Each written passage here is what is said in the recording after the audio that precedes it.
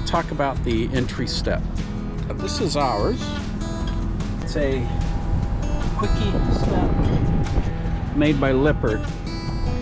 And we were having some issues with this step, and I think it's pretty common for folks to have issues. So I thought I'd just talk about a couple things that I learned when troubleshooting our step.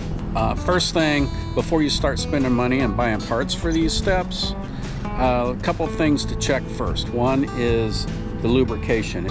So there are some points here,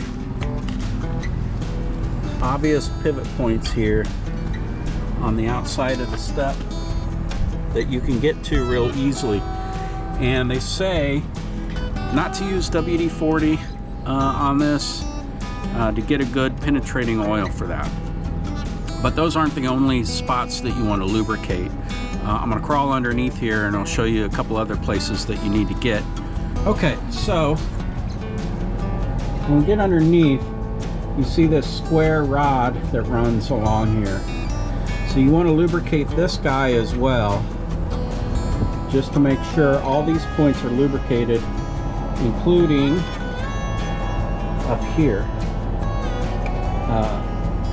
Those all need to be lubricated to keep this thing running smoothly. Then these points here as well. This is the main wiring harness that comes down to this step. And I noticed that this wasn't all the way plugged in. This clip wasn't fully clipped. So just trying to save you some hassle of buying or replacing parts. Two things to really check before you start thinking about replacing parts. One, make sure it's lubricated. Two, make sure all your wires have good connection. That harness is plugged in and clipped really tight. Also make sure your ground wires have good connection, are cleaned up, and have good connection for your ground. Once I took care of the wiring, getting that plugged in, the steps work perfectly ever since. Issues. Give you some tips. Lubricate, good wiring connections.